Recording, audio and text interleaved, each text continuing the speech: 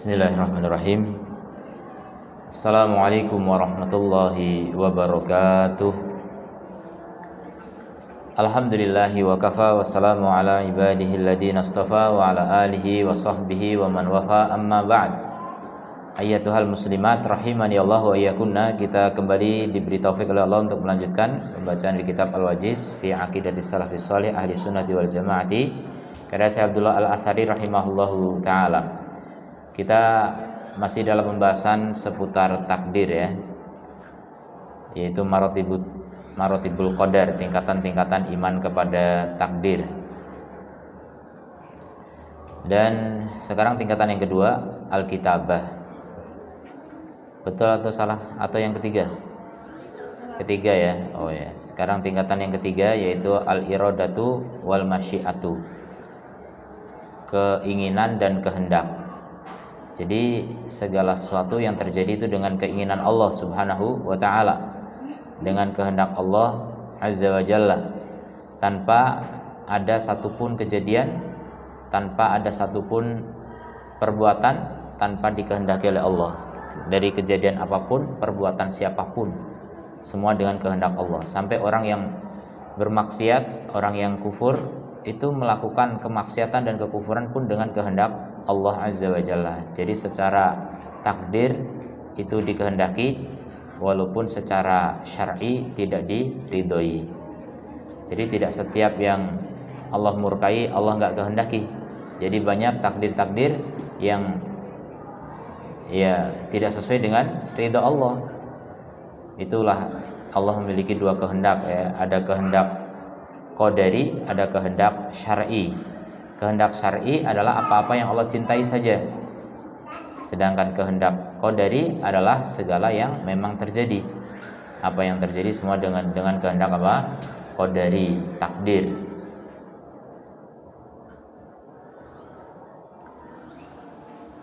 Qala rahimahullah hafidhahullah, ay anna kullama yajri fi hadzal kaun, yaitu bahwa setiap apa yang terjadi di alam semesta ini kainun bi iradatillah, terjadi dengan iradah, kehendak Allah, terjadi dengan iradah Allah.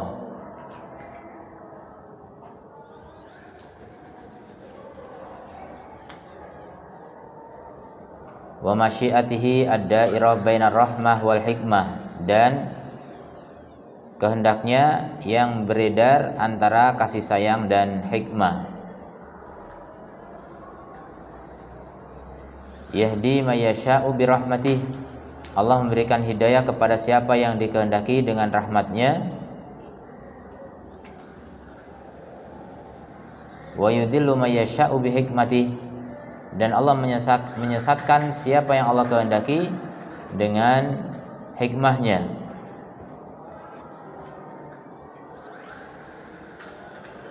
La yus'alu amma yaf'alu likamali hikmatihi, Allah tidak ditanya tentang apa yang Allah lakukan, yang Allah kehendaki, karena kesempurnaan hikmahnya. Semua dilakukan dengan sepenuh hikmah. Wa sultanihi, dan kesempurnaan kekuasaannya. Wa hum yus'alun, sementara mereka yang akan ditanya.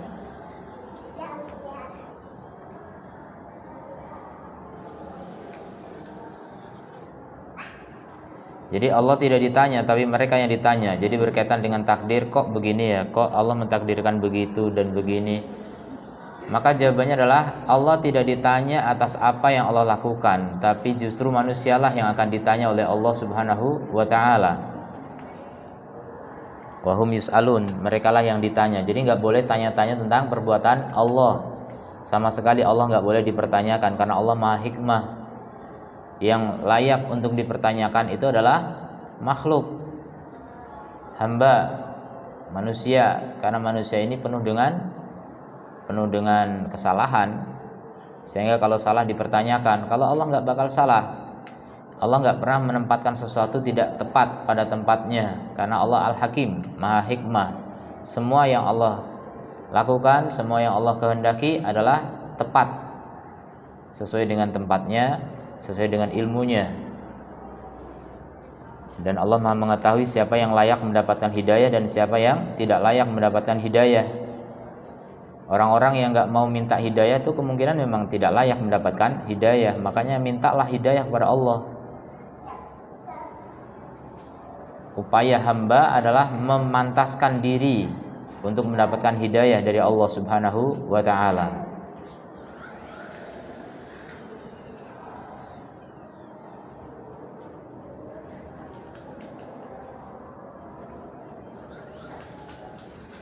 Wa ma waqa'a min dzalik, dan apa yang terjadi dari itu, fa innahu mutabiqun, maka dia sesuai li ilmihi, dengan ilmunya, maka itu sesuai dengan ilmunya. As-sabiq, yang terdahulu, al-maktub fil lauhil mahfudzi, yang tertulis di lauhul mahfud. Jadi kehendak Allah itu hanya menyesuaikan apa? Tulisannya, dan tulisannya hanya menyesuaikan ilmunya. Jadi semua sudah dengan ilmu Allah. Makanya itulah hikmah.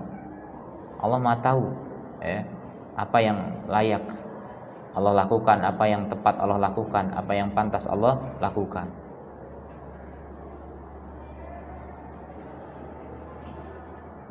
Famasyiatullahi ta'ala nafidatun, maka kehendak Allah itu pasti terwujud, terrealisasi. Kehendak Allah pasti terwujud.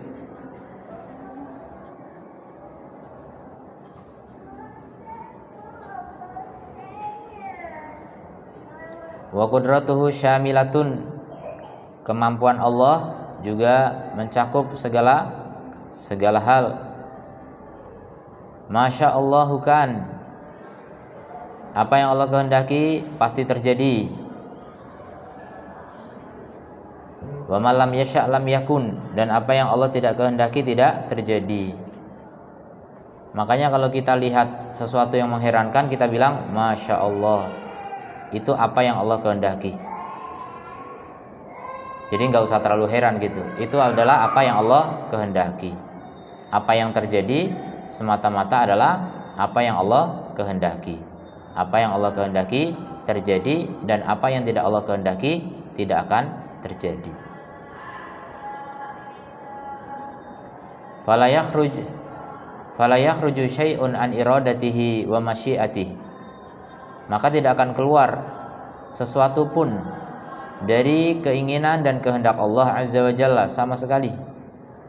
Jadi sekarang kita ngapain? Sekarang kita di sini duduk di Masjid Al-Muhajirin menyimak kajian, saya yang ngomong di sini, ini semua dengan kehendak dan iradah Allah Azza wa Jalla, tanpa tidak, tidak bisa tidak. Semua dengan kehendak Allah semata. Kita bisa sampai ke masjid ini dari rumah, alhamdulillah selamat sampai sini, bisa duduk, bisa mendengarkan, bisa memahami agama Allah. Sebagian mungkin kurang paham, itu semua dengan kehendak Allah Subhanahu wa ta'ala, satu persatu dikehendaki Allah. Ada yang dapat pemahaman 100%, ada yang 10%, itu semua dengan kehendak Allah Subhanahu wa ta'ala. Bahkan ada yang pemahamannya sampai minus. Bagaimana bisa minus? 0 saja itu masih mending, netral. Datang dan pulang sama gitu, sama-sama nggak paham, itu masih mending. Ada malah minus gimana? Salah paham gitu. Ustadz ngomong A dipahaminya B, itu kan minus jadinya. Naudzubillah min dzalik. Ada sebagian orang ngaji itu begitu, ada memang, nggak sedikit itu terjadi salah paham. Yaitu dikehendaki Allah, dikehendaki secara kauni qadari, ya secara takdir. Tapi secara syar'i belum tentu. Secara syar'i Allah sukanya apa? Orang itu paham agama 100% kalau bisa. Itu secara syar'i. Tapi upaya kita kadang-kadang terlalu lemah sehingga apa? Tidak bisa memenuhi keinginan Allah secara syar'i. Ya udah, tetap kembalinya kepada kehendak Allah secara qadari. Jadi tidak ada sesuatu pun yang keluar dari keinginan dan kehendak Allah Ta'ala. Kata Allah dalam surat At-Takwir ayat 29, wa ma tasyauna illa ayyasha Allahu rabbul alamin. Mereka tidaklah berkehendak kecuali apa yang Allah kehendaki. Allah Rabb semesta alam. Jadi kehendak kita semua berdasarkan kehendak Allah. Nah, ini membantah dua aliran sekaligus. Yang pertama adalah Qadariyah. Qadariyah mengatakan kita punya kehendak dan kehendak kita tidak dikehendaki Allah, tidak bergantung dengan kehendak Allah, tidak diatur oleh kehendak Allah. Itu Qadariyah. Jadi menetapkan kehendak bagi hamba dan menafikan kehendak Allah terhadap hamba, itu Qadariyah. Bahkan sampai ke tingkat Qadariyah ekstrim, menganggap bahwa sebelum terjadi Allah nggak tahu apa yang akan dilakukan oleh hambanya. Ini kan ya kafir ya, menuduh Allah nggak tahu gitu. Itu kekafiran.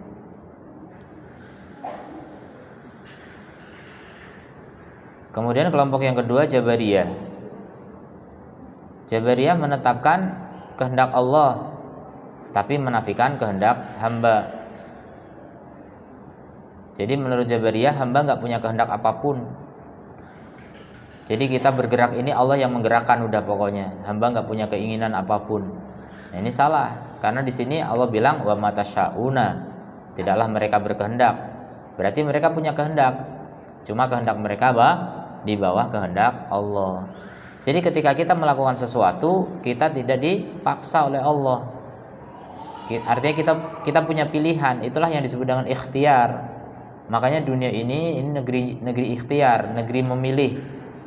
Hidup itu adalah pilihan. Pilihan yang paling sulit adalah ketika memilih kamu gitu. Paling sulit. Keputusan paling pahit setelah terjadi.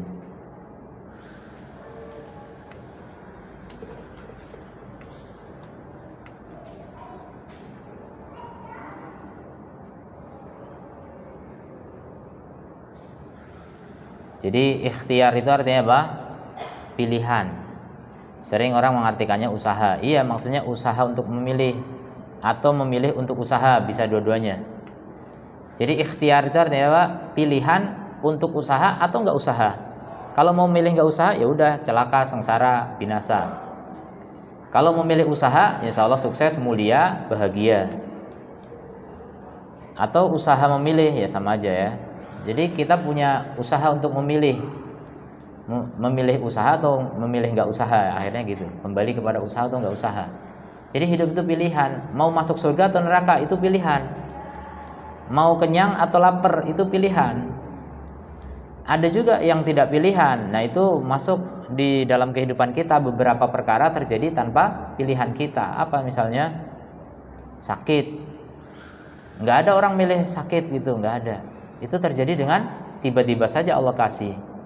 Tapi kadang sebagian sebabnya ada pilihan kita. Misalnya kita pingin ceroboh gitu, makan sembarangan, akhirnya sakit. Ya itu sebab sakitnya udah pilihan kita.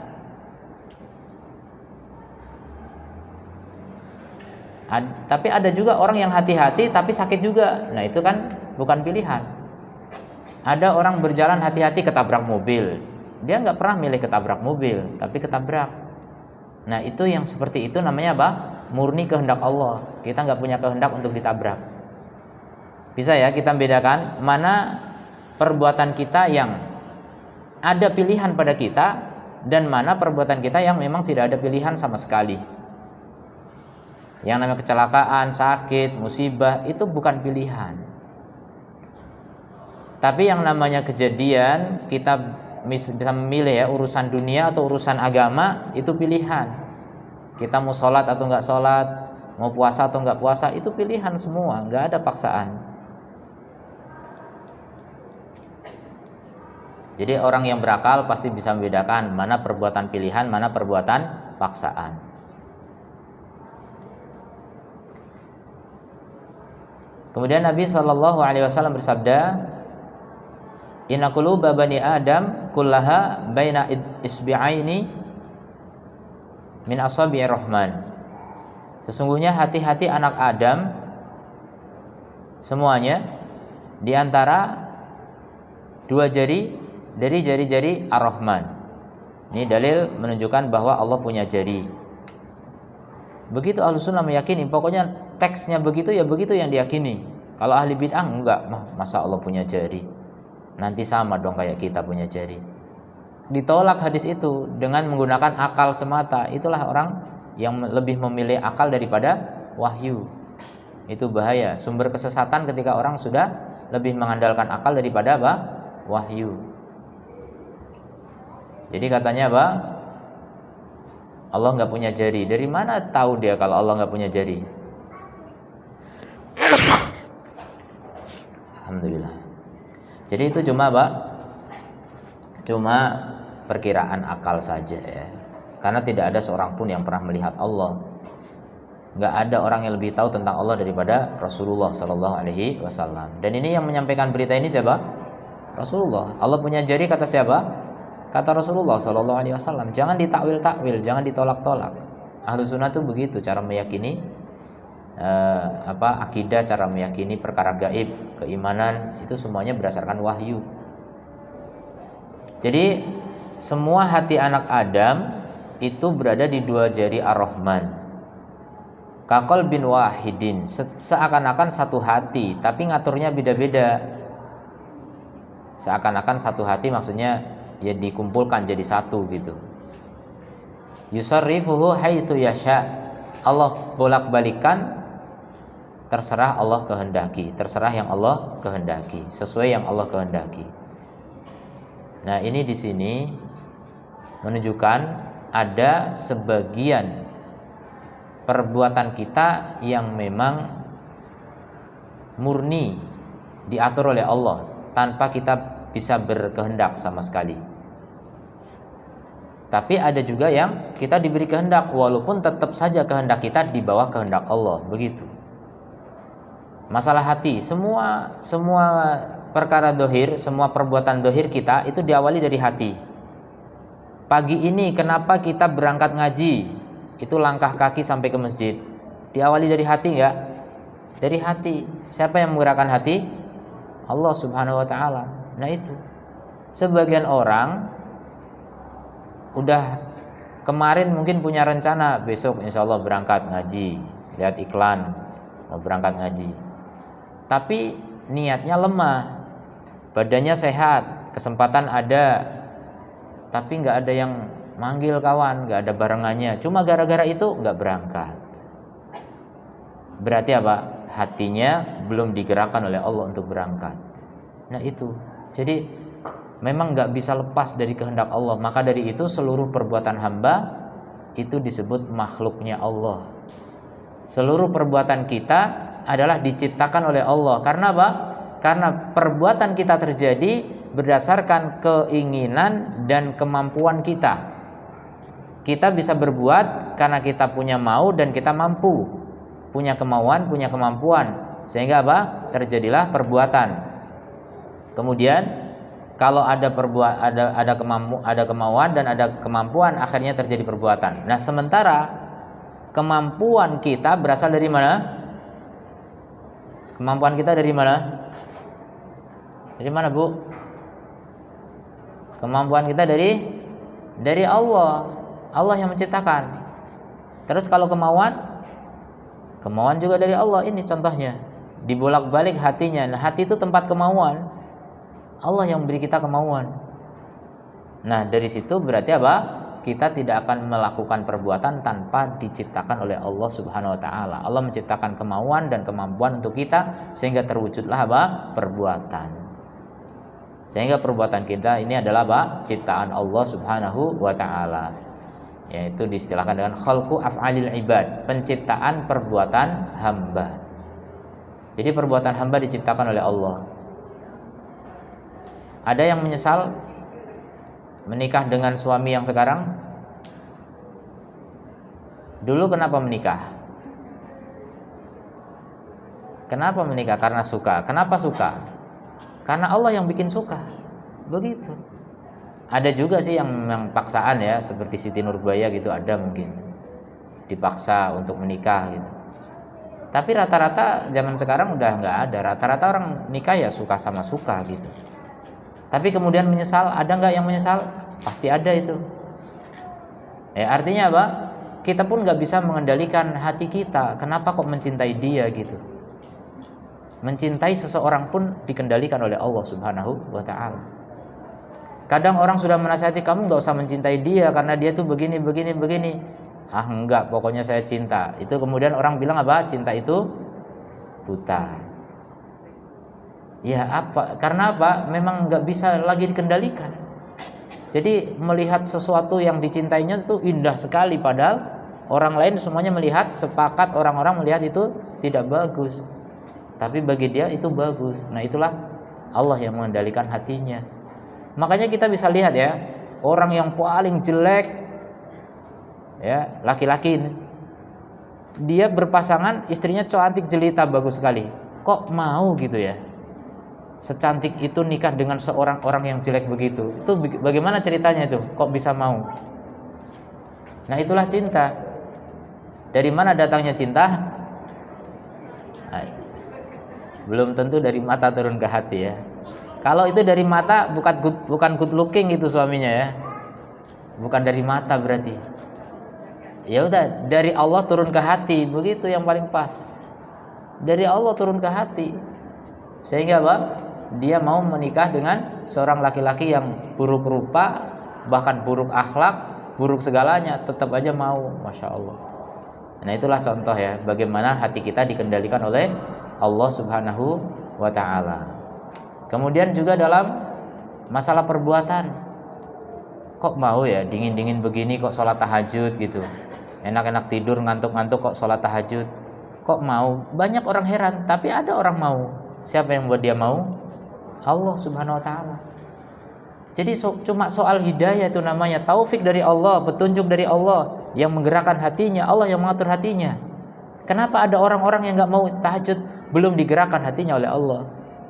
Berarti kita pasrah aja? Enggak juga, kita bisa usaha. Ya Allah, berikan saya hidayah agar nanti malam bisa sholat, agar seterusnya setiap malam saya bisa sholat. Bisa nggak minta begitu?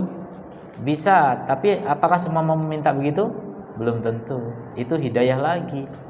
Itu hatinya digerakkan untuk mau berdoa saja susah. Ada orang nggak mau berdoa begitu, gambarannya susah, saya nggak bakal bisa. Nah, mau berdoa aja udah pesimis. Padahal doa itu semuanya dikabulkan oleh Allah. Tapi tidak sedikit orang yang ragu bahwa doanya akan dikabulkan. Ya sudah, kalau memang begitu nggak akan menjadi orang baik. Jadi kita mau baik atau nggak mau baik itu ada dari hati kita. Ingin baik atau tidak, ada cita-cita tinggi atau rendah. Itu semua orang punya itu. Mau milih yang mana? Jadi sebelum memilih usaha, sebenarnya ada memilih kemauan. Kita mau yang mana? Kita mau yang A atau yang B, yang bagus atau yang kurang bagus, atau yang paling bagus. Itu semuanya pilihan semua. Dan itu dari masih dalam tataran kemauan. Kemauan itu bertingkat-tingkat. Kita mau yang paling tinggi, cita-cita paling tinggi, atau yang di bawahnya, atau cita-cita yang sangat rendah. Itu semuanya kemauan. Dan dalam kemauan pun ada pilihan. Kita mau milih yang mana gitu.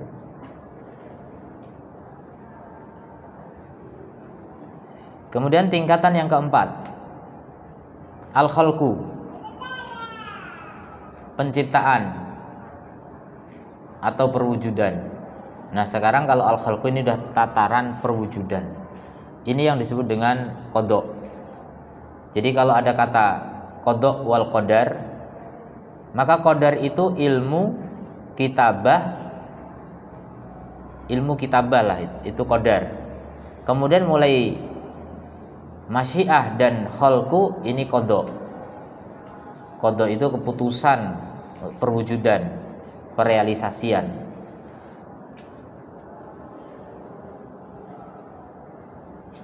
Ilmu itu azali. Sejak sebelum ada makhluk sudah ada ilmu Allah. Ilmu Allah itu azali. Azali itu tanpa permulaan. Kemudian kitabah, penulisan itu dulu tapi tidak azali. Dulunya kapan? 50.000 tahun sebelum penciptaan makhluk. Berarti udah lebih duluan tulisan. Nah, adapun kehendak itu dikehendaki saat hampir terjadinya kejadian. Ya, kehendak kapan? Saat hampir terjadinya kejadian. Berdasarkan apa tadi? Ilmu dan kitabah. Kemudian perwujudan khalqu, nah itu saat sudah dikehendaki maka diwujudkan. Itu yang disebut dengan qada, penetapan.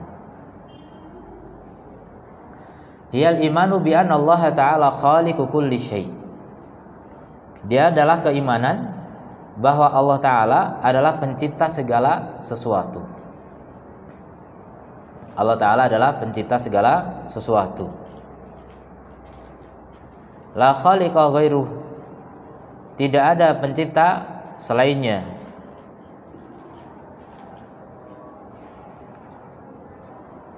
Tapi ada ahli kalam yang ngeyel ya, yang Qadariyah tadi, Mu'tazilah. Yang Mu'tazilah yang masalah kehendak udah kacau, yang mengatakan Allah nggak menghendaki perbuatan hamba gitu. Itu dalam masalah penciptaan juga kacau juga. Dia mengatakan, orang Mu'tazilah mengatakan Allah menciptakan Quran katanya. Dalilnya apa? Ini. Allahu khaliqu kulli syai'. Ada dalam ayat begitu.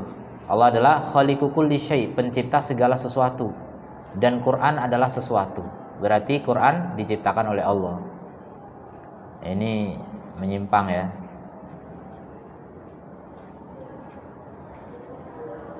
Salah paham mereka.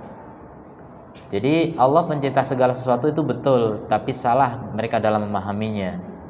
Kulli syai' di sini maksudnya apa? Kulli syai' makhlukin. Allah menciptakan segala sesuatu yang diciptakan memang. Karena enggak segala sesuatu itu diciptakan. Contohnya Allah sendiri. Apakah Allah menciptakan dirinya? Tidak. Allah ada tanpa diciptakan. Kemudian contohnya ilmu Allah. Apakah Allah menciptakan ilmunya? Enggak juga. Contohnya keagungan Allah. Semua sifat Allah ciptakan? Tidak. Jadi sifat Allah ada bersama Allah sejak azali tanpa Allah ciptakan. Dan tanpa ada pendahuluan sebelumnya enggak punya. Enggak. Semua sifat Allah bersama Allah sejak azali. Begitu, enggak perlu diciptakan. Makanya kulli syai' di sini, syai' artinya apa? Syai'un makhlukun, sesuatu yang memang diciptakan. Nah, kemudian kontradisinya mereka mengatakan Allah pencipta kulli syai', berarti Quran adalah makhluk. Tapi anehnya perbuatan mereka dikatakan bukan makhluk. Itu kan aneh. Justru perbuatan kita itu masuk ke dalam syai' di situ. Perbuatan kita ini diciptakan oleh Allah Subhanahu wa taala. Kata Mu'tazilah, enggak, itu kita yang menciptakan. Loh, yang menciptakan kamu kan Allah. Berarti apapun yang terjadi pada dirimu itu diciptakan oleh Allah Subhanahu wa taala. Kontradiksi. La khaliqa ghairuhu, tidak ada pencipta selain Allah. Wala rabba siwahu, tidak ada Rabb selain Allah. Wa anna kulla man siwallahi ta'ala makhlukun, dan bahwasannya semua selain Allah adalah makhluk.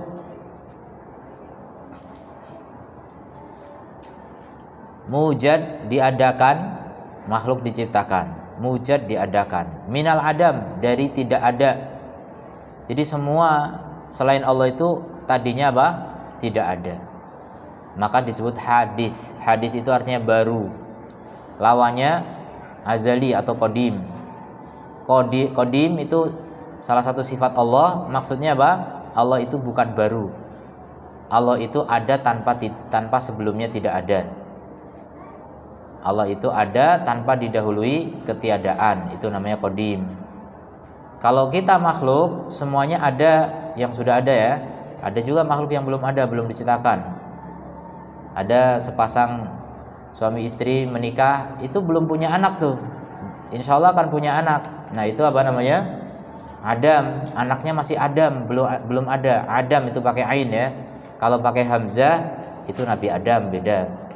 Adam itu artinya apa? Tidak ada. Jadi semua makhluk ini dulunya tidak ada. Bumi, langit seisinya dulunya tidak ada. Diciptakan oleh Allah kemudian menjadi ada. Allah bilang kun terus ada gitu. Jadi Allah bisa menciptakan sesuatu tanpa bahan tuh. Itu hanya Allah Subhanahu wa taala. Bilang kun langsung jadi.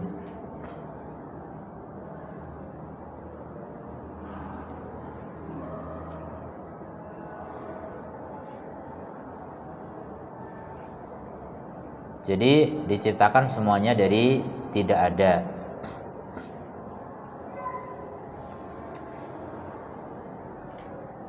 Kainun bada'an lam yakun. Jadi ada setelah sebelumnya tidak ada. Fahuwa khaliqu kulli amilin wa amali. Bahkan Allah adalah pencipta setiap yang berbuat dan perbuatannya. Jadi perbuatan kita diciptakan oleh Allah, bukan kita yang menciptakan. Kita hanya mewujudkan, merealisasikan apa yang Allah ciptakan gitu. Kita perantaranya saja. Yang menciptakan perbuatan kita Allah. Kita sekarang bisa ngomong, itu karena Allah yang beri kemampuan kita bisa ngomong. Sekarang kita bisa bernapas, karena Allah yang beri kemampuan kita bernafas.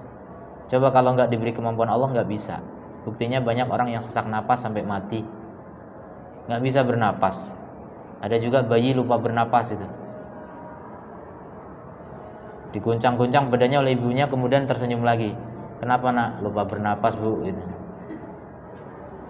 Nggak ngomong si bayinya, kata dokter gitu, dia lupa bernapas. Bisa ada lupa bernapas.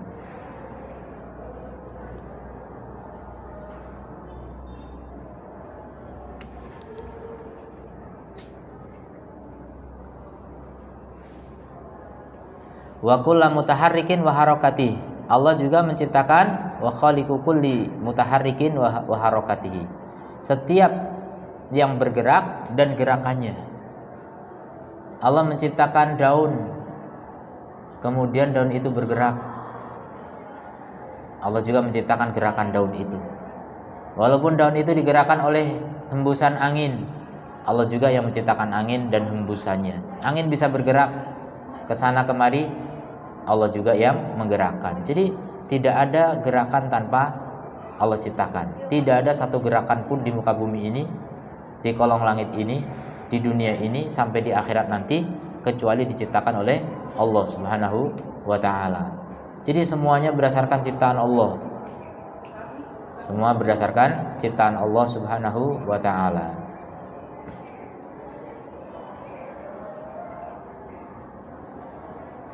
Wa kulli mutaharrikin wa harakati fala yaqa'u fi hadzal kaun. Maka tidak terjadi di alam semesta ini wal wujudi, dan yang ada alam wujud, syai'un sesuatu, illa wa huwa khaliquh, kecuali Allah lah penciptanya. Kecuali Allah lah penciptanya Subhanahu wa ta'ala. Qala Allah tabaraka wa ta'ala, Allah tabaraka wa ta'ala berfirman, wa khalaqa kulla syai'in faqaddarahu taqdira. Dan Allah menciptakan segala sesuatu yang diciptakan gitu ya. Harus ada keterangan itu, karena nanti mengira Allah menciptakan Allah sendiri. Enggak. Allah menciptakan sifatnya, enggak. Tapi menciptakan apa? Yang memang Allah ciptakan.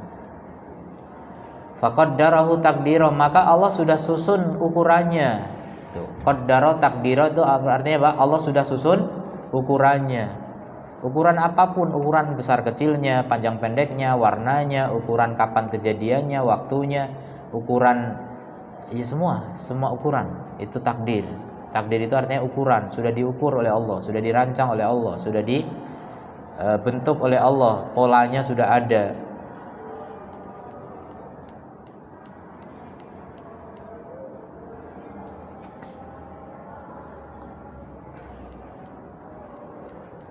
Wa anna Allah ta'ala huwal khaliqul mutafarridu, dan Allah ta'ala dialah al-khaliq al-mutafarrid, dialah pencipta yang bersendirian, hanya Allah sendiri. Bil khalqi, dalam penciptaan. Jadi tidak ada pencipta selain Allah. Tidak ada pencipta selain Allah. Maksudnya apa? Pencipta dari tidak ada menjadi ada, itu hanya Allah. Kalau yang lain disebut pencipta, iya pencipta. Makanya Allah bilang ahsanul khaliqin. Allah itu adalah sebaik-baik pencipta. Berarti ada pencipta yang kurang baik, maksudnya nggak sebaik Allah gitu. Yaitu itu makhluk diberi predikat sebagai pencipta juga oleh Allah, tapi bukan pencipta yang sama dengan Allah. Apa bedanya? Kalau kita makhluk menciptakan sesuatu pasti butuh bahan. Ada orang bikin HP misalnya, itu ada bahan-bahannya, logam-logamnya semua disiapkan oleh Allah. Bukan dari tidak ada tiba-tiba ada itu. Tukang sulap itu nggak ada jadi ada, nggak, itu cuma tipuan ya. Ada atau tukang sihir itu bisa membuat duit dari daun. Nah, itu kan ada bahannya, ada daun. Walaupun itu cuma tipuan mata. Artinya apa? Tidak ada pencipta yang tanpa bahan kecuali Allah Subhanahu wa taala. Hanya Allah yang bisa menciptakan dari tidak ada menjadi ada. Sedangkan yang lainnya mencipta itu hanya merubah sebenarnya ya. Sayyara, merubah sesuatu dari yang sudah ada dirubah menjadi bentuk lain yang tadinya memang tidak ada bentuk seperti itu.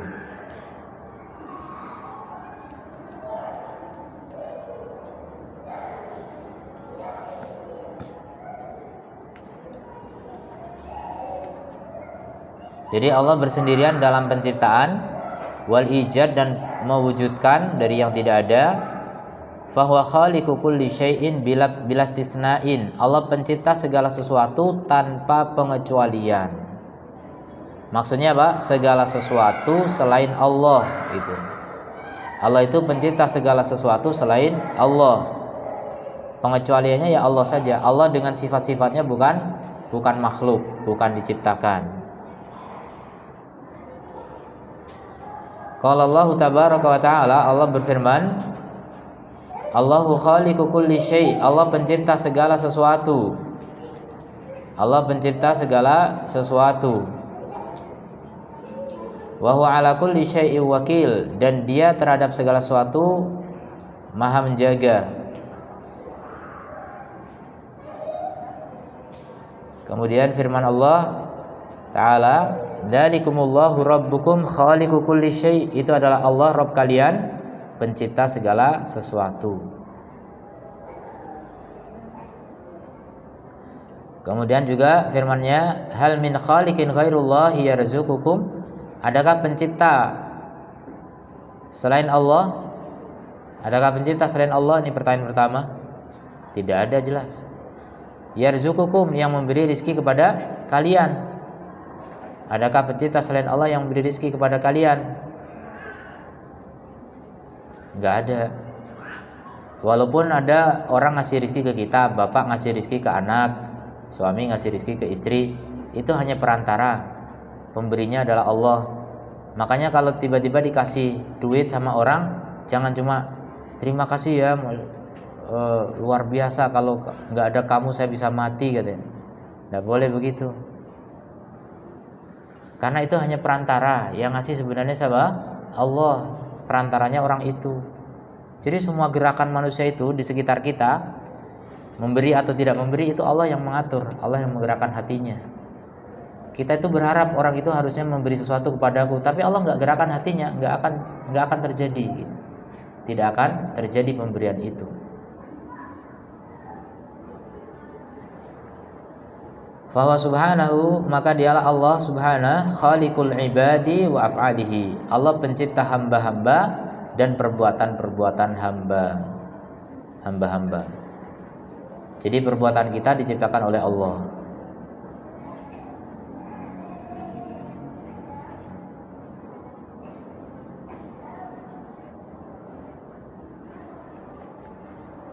Tertawa itu perbuatan atau bukan? Tertawa itu perbuatan. Siapa yang menciptakan tertawa? Allah. Tertawa karena apa? Karena senang, karena gembira. Gembira yang menciptakan siapa? Allah. Sama menangis. Menangis juga Allah yang menciptakan. Kenapa? Karena Allah yang menciptakan kita sedih sehingga kita menangis. Jadi semua sedih, senang, suka, duka, lara, itu semuanya apa? Allah yang menciptakan dalam hati kita, sehingga terwujud perbuatan-perbuatan yang menjadi pengiringnya.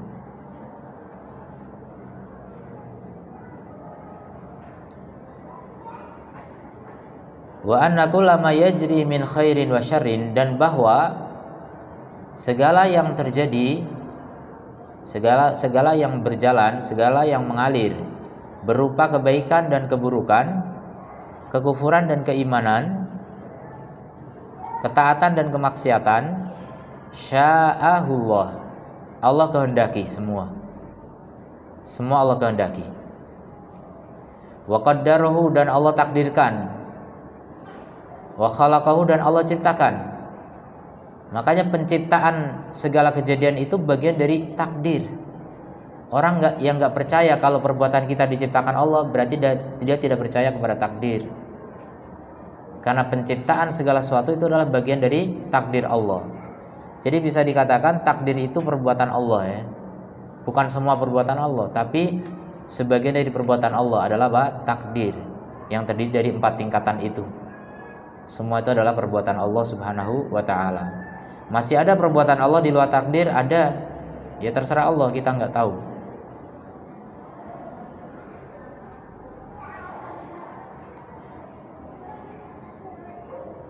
Allah berfirman, "Wa ma kana li nafsin anta antu'mina illa biidznillah." Coba lihat. Tidak ada satu jiwa pun yang beriman kecuali dengan izin Allah. Kita ingat ayat ini. Kalau kita menasihati orang kafir untuk beriman, kok nggak mau beriman? Ya udah. Karena apa? Karena Allah belum menghendaki. Karena Allah belum menghendaki, maka tidak bisa terjadi. Tidak ada orang beriman kecuali dengan kehendak Allah.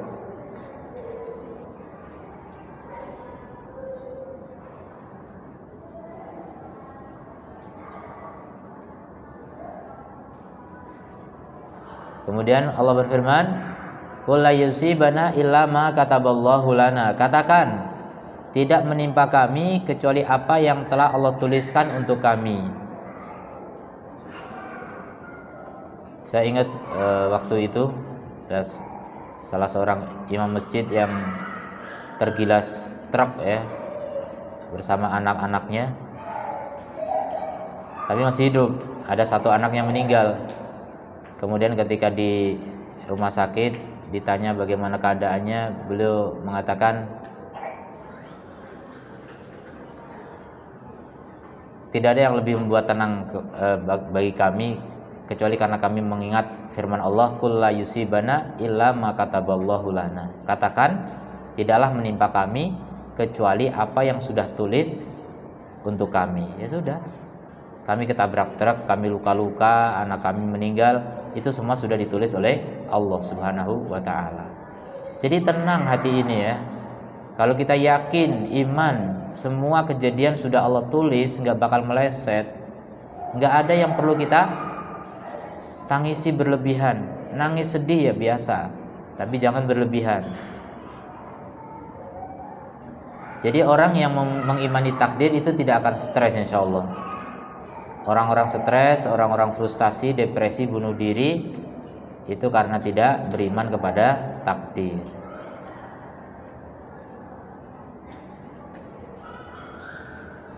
Wa qala ta'ala, dan Allah Ta'ala berfirman, "Wallahu khalaqakum wa ma ta'malun." Ini dalil jelas sekali ya, menunjukkan Allah menciptakan kita dan Allah menciptakan apa yang kalian lakukan. Wallahu khalaqakum wa ma ta'malun. Jadi apa yang kalian lakukan itu ciptaan Allah Subhanahu wa ta'ala.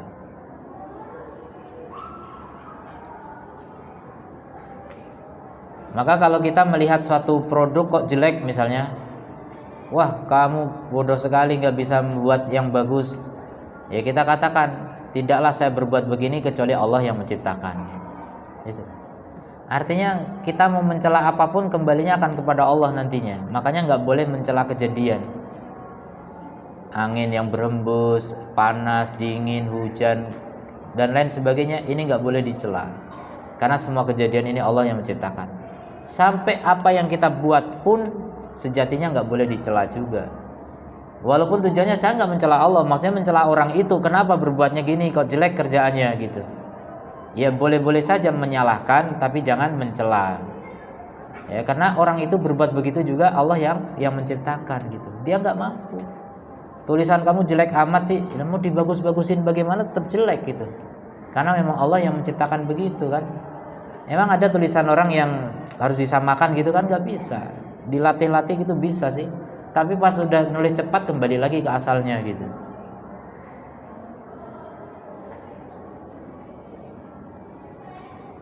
Jadi semua perbuatan kita juga diciptakan oleh Allah.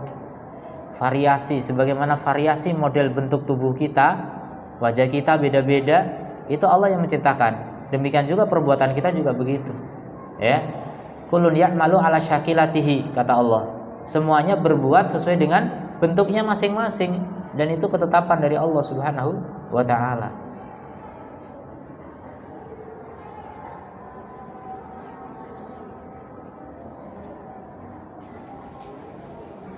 Kemudian wa ahlus sunnati wal jamaati yu'minuna bi anna Allah Subhanahu wa taala yuhibbu ta'ah.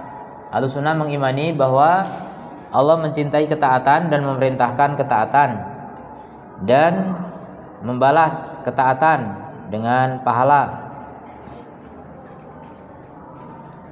Kemudian Allah juga membenci kemaksiatan dan melarangnya serta menghukum atas kemaksiatan itu, menghukum hamba yang melakukan maksiat. Kemudian juga Ahlussunnah mengimani bahwa Allah memberi hidayah kepada siapa yang Allah kehendaki dengan keutamaan dan karunia-Nya, dan menyesatkan siapa yang Allah kehendaki dengan keadilan dan hikmah-Nya. Ini keyakinan Ahlussunnah seperti itu. Hidayah dan sesat semua Allah yang menghendaki. Maka kalau kita ingin orang dapat hidayah, jangan lupa berdoa, karena itu ketetapan dari Allah Azza wa Jalla. Dan kalau nggak berhasil, jangan terlalu galau, karena Allah belum menghendaki. Sudah selesai, enak. Hidup manusia kalau yakin dengan Allah itu enak. Kemudian Allah Ta'ala berfirman, in takfuru, jika kalian kafir, fa innallaha ghaniyun ankum, maka sungguhnya Allah itu maha kaya dari kalian. Artinya Allah nggak butuh kalian, terserah mau kafir ya terserah. Tapi wala yardul ibadil kufur, memang Allah nggak ridho kepada kekufuran. Allah nggak ridho bagi hambanya kekufuran. Walaupun Allah kehendaki secara qadari, tapi secara syar'i Allah nggak ridho. Wa in tashkuru yardahu lakum, kalau kalian bersyukur Allah ridho kepada kalian.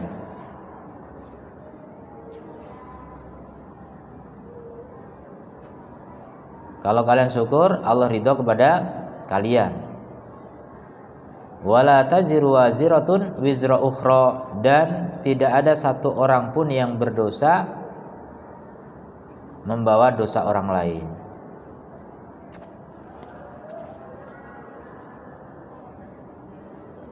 Jadi dosa itu ditanggung sendiri-sendiri maksudnya. Kalian nggak mau beriman, ya udah, kalian sendiri yang akan menanggung akibatnya. Kalian nggak mau taat, kalian yang menanggung akibatnya. Saya sudah mengingatkan.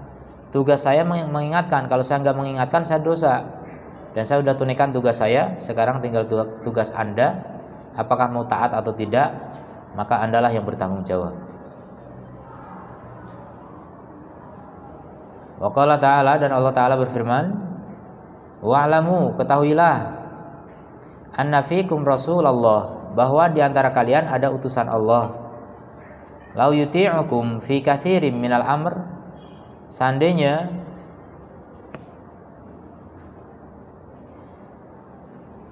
Rasul itu mentaati kalian pada kebanyakan dari urusan, la'anitum, niscaya kalian akan terbebani. Walakin Allah habbaba ilaikumul iman,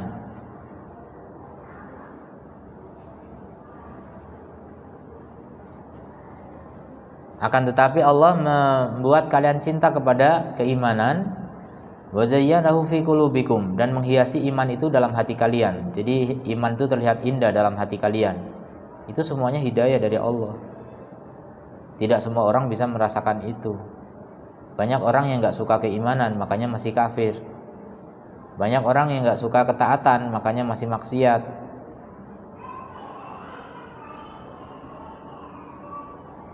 Wa zayyanahu fi qulubikum, dan Allah hiasi dia di dalam hati-hati kalian.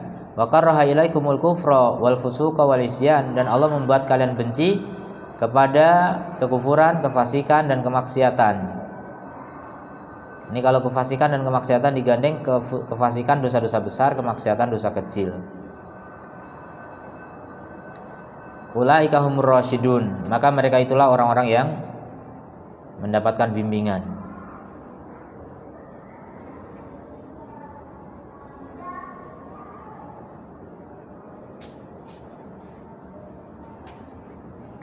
Wala hujjata liman adallahullah subhanahu wala udra lahu maka tidak ada argumen, tidak ada alasan bagi orang yang Allah sesatkan. Nanti ketika mau disiksa oleh Allah bilang, ya ini kan gara-gara engkau menyesatkan kami. Gak ada alasan itu. Kenapa? Karena Allah sudah memberikan hidayah bayan. Allah sudah menegakkan hujah. Cuma dasarnya kalian gak mau mendengarkan penjelasan, gak mau mendengarkan ayat. Ya salah kalian kemudian ketika kalian tidak mau beriman. Wa adhafa amal al-abdi ilaihi, dan Allah juga menyandarkan perbuatan hamba kepada hamba, walaupun Allah yang menciptakan, tapi hamba itu punya pilihan gitu. Hamba itu punya pilihan. Wa ja'alahu kasban lahu, Allah jadikan itu sebagai perolehan bagi hamba. Berarti hambalah yang berbuat, hamba yang menanggung akibat, hamba yang bertanggung jawab. Walam yukallifhu illa bima yastati'u, dan Allah juga tidak membebani hamba kecuali apa yang dia mampu.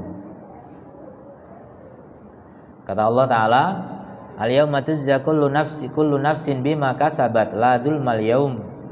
Hari ini dibalas setiap jiwa dengan apa yang dia lakukan. Hari ini dibalas setiap jiwa dengan apa yang dia lakukan. Tidak ada kedoliman pada hari ini. Jadi pembalasan itu hanya semata-mata atas perbuatan kita ketika di dunia. Ada yang memilih maksiat, ada yang memilih taat. Silahkan dinikmati hasilnya di akhirat. Enggak ada kedoliman di sana. Tidak ada orang yang sudah taat kemudian mendapatkan siksa gara-gara ketaatan. Enggak ada.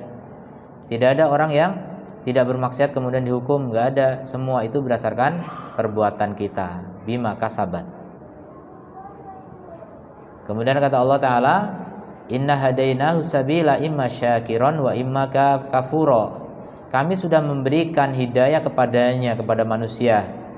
Hidayah apa? Hidayah bayan, keterangan, ilmu, hujah, dalil sudah sampai, sudah bisa dipahami. Mereka sudah paham. Maka ketika mereka sesat di atas ilmu, sudah tahu gitu, bukan karena bodoh. Kalau sesat karena bodoh bisa jadi dimaafkan selama dia sudah berusaha belajar. Tapi kalau orang udah tahu masih sesat juga, itu yang tidak bisa dimaafkan, tidak ada alasan, tidak ada udzur. Makanya kami sudah berikan jalan, kami sudah berikan hidayah kepada jalan, baik dia mau bersyukur atau dia malah kufur, itu sudah pilihannya.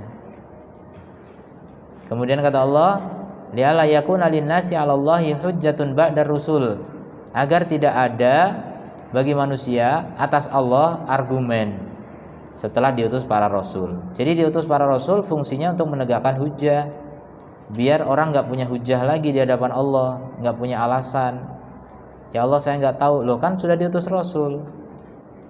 Rasul saya nggak ketemu, kan ketemu utusannya rasul, ketemu para ulama, ketemu dai, ketemu ustadz, kiai dan sebagainya. Itu yang menyampaikan risalah rasul. Kemudian Allah berfirman, la yukallifullahu nafsan illa wus'aha. Allah tidak membebani satu jiwa pun kecuali sesuai kesanggupannya. Jadi kalau di luar kesanggupan, memang nggak paham, misalnya ada orang dilahirkan idiot atau dilahirkan nggak punya mata, nggak punya telinga, jadi ya udah gitu-gitu doang, nggak paham apapun. Nah itu ada alasan nanti. Allah nggak menugaskan di luar kemampuannya. Ya sudah, yang begitu nanti di akhirat di sidangnya. Di akhirat diujinya. Atau orang yang nggak paham sama sekali, dia punya mata, punya telinga, tapi nggak bisa paham, idiot memang, ya. Jadi orang yang berkebutuhan khusus, ya, kelainan mental, memang nggak paham, nggak bisa paham. Maka yang begitu nggak bisa disalahkan, ya.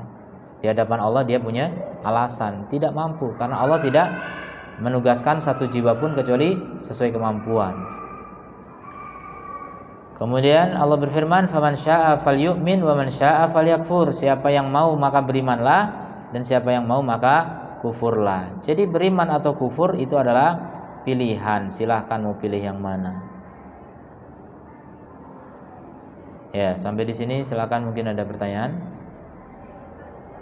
Ya.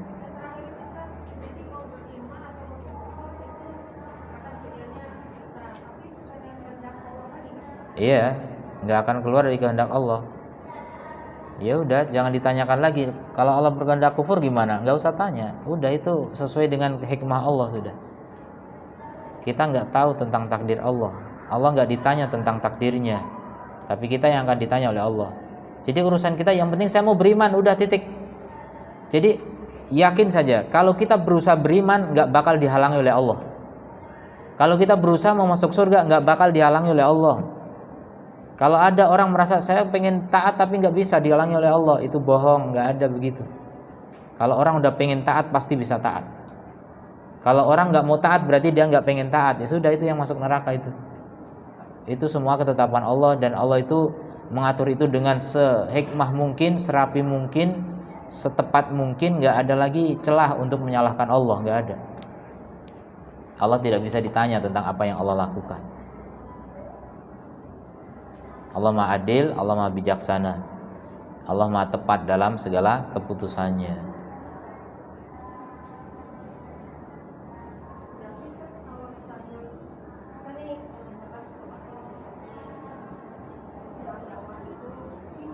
Dalam apa? Berdakwah.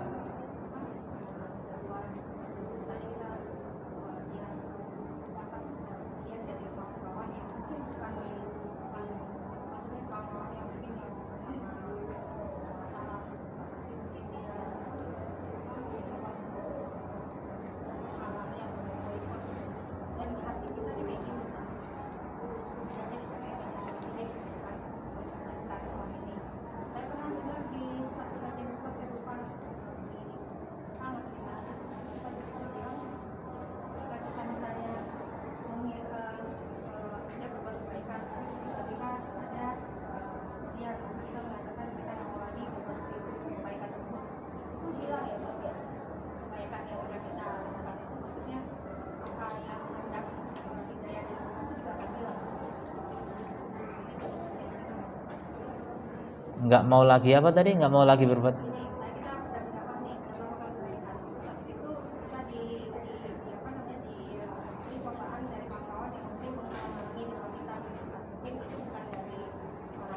Iya, intinya dakwah dihalangi terus.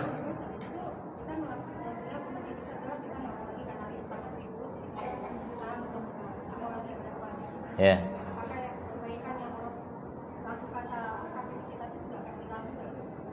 Kebaikan yang mana? Iya, kalau kita berhenti berbuat baik, ya kita berhenti berbuat baik, ya udah, kita berarti nggak ada kebaikan dong. Stop juga apanya? Ya nggak mesti. Kalau kita berhenti berbuat satu ketaatan, kadang-kadang nggak sampai ke tingkat menghilangkan iman, mengurangi iman.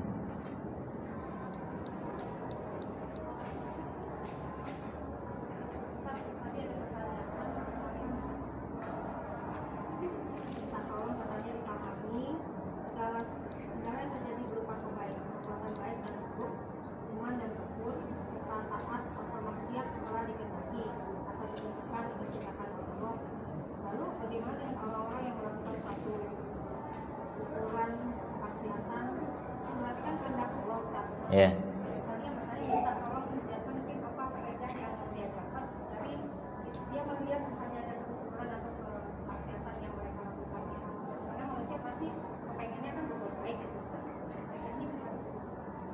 Ya, jadi kekufuran, kemaksiatan dan sebagainya dikehendaki oleh Allah.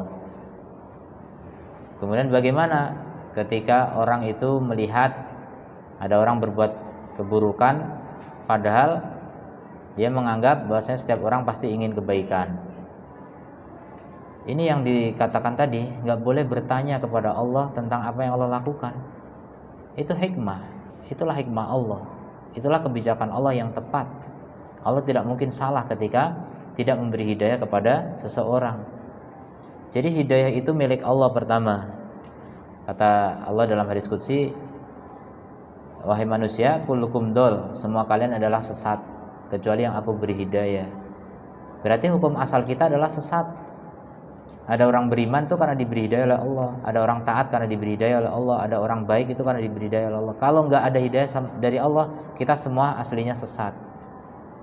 Tadi kalau dikatakan padahal semua orang kan ingin baik, enggak. Aslinya kita sebagai manusia itu lebih suka kepada kesesatan. Ketika kita ada kebaikan berarti itu hidayah dari Allah gitu. Ketika hidayah itu enggak sempurna, ya terserah Allah, kan Allah ngasih, terserah Allah, Allah mau ngasih berapa gitu. Allah enggak punya kewajiban untuk memberi kita sempurna, enggak ada. Kita dapat dari Allah, kita cuma boleh bersyukur. Kalau Allah enggak ngasih, kita enggak boleh menagih. Kita enggak punya hak dari Allah Subhanahu wa taala. Kita tidak punya hak dari Allah Subhanahu wa taala sama sekali. Jadi semata-mata ketika Allah memberikan sesuatu kepada kita, itu adalah karunia, anugerah dari Allah Subhanahu wa taala.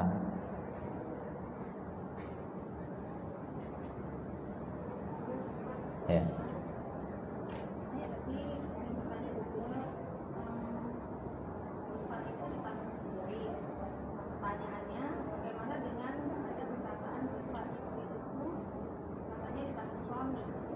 Ya, tadi ada ayat wala taziru waziratun wizra ukhra. Tidak ada seorang yang berdosa itu menanggung dosa orang lain. Bagaimana dengan katanya dosa istri itu ditanggung suami? Ya itu juga dosa suami. Maksudnya gini, kan saya tadi contohkan kan? Contohkan, misalnya ada orang berbuat maksiat di depan kita. Tugas saya adalah mengingatkan dia. Berarti kalau saya nggak mengingatkan, saya berdosa atau tidak? Berdosa. Yang melakukan maksiat dia, kok saya yang berdosa? Karena saya juga punya kewajiban untuk apa? Mengingatkan dia. Kalau saya nggak ingatkan dia, saya berdosa. Berdosa apa? Berdosa tidak mengingatkan. Nah itu ada dosa. Sama seperti itu kejadiannya pada suami. Suami itu wajib untuk melindungi istri dari api neraka. Kalau suami sudah melakukan tugas itu dengan baik, insya Allah nggak berdosa. Tapi kalau suami tidak bertanggung jawab, istri berbuat dosa, dia boleh-boleh saja. Nah itu walaupun suami nggak melakukan, dia telah meninggalkan satu kewajiban, yaitu apa? Mencegah istri dari api neraka. Dia tidak melakukan kewajiban itu, maka dia berdosa karena itu. Yaitu dosa dia gitu. Bukan otomatis dosa istri, otomatis dosa suami. Kalau otomatis suami yang sudah menasehati masih kena dosa juga? Enggak, kalau itu otomatis. Bukan otomatis. Artinya istri melakukan dosa, suami akan kena akibatnya ketika suami meninggalkan kewajibannya untuk mengingkari kemungkaran istri. Nah itu dosanya di situ. Makanya segala kejadian di sekitar kita ini menjadi ujian bagi kita. Jangankan istri ya, orang lewat di jalan berbuat maksiat di depan kita, kita nggak tegur, kita dosa kok. Ada orang ciuman di jalan, kita nggak tegur, dosa kita. Padahal suami istri ya. Nggak, yang bukan suami istri, anak sekolah kok gandengan tangan atau mesra-mesraan. Ini nggak boleh, kita harus tegur itu.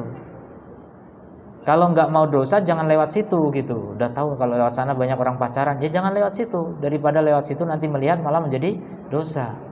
Itulah upaya minimal kita gitu. Walaupun sebenarnya kita udah tahu kan di sana banyak orang pacaran. Ya udah tahu gitu, harusnya kita datangi untuk kita ingkari, tapi nggak mampu kita.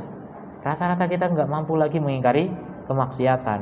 Nanti salah-salah malah kita dipenjara, melanggar hak asasi manusia ya. Naudzubillah min dzalik. Ya itu nggak salah juga sebenarnya, tapi ya begitulah. Jadi kembali kepada kemampuan ya. Kalau merasa nggak mampu, mengingkari dengan hati. Caranya meninggalkan tempat kemaksiatan. Masih ada? Udah. Ya kita tutup. Subhanakallahumma wa bihamdika asyhadu an la ilaha illa anta astaghfiruka wa atubu ilaik. Assalamualaikum warahmatullahi wabarakatuh.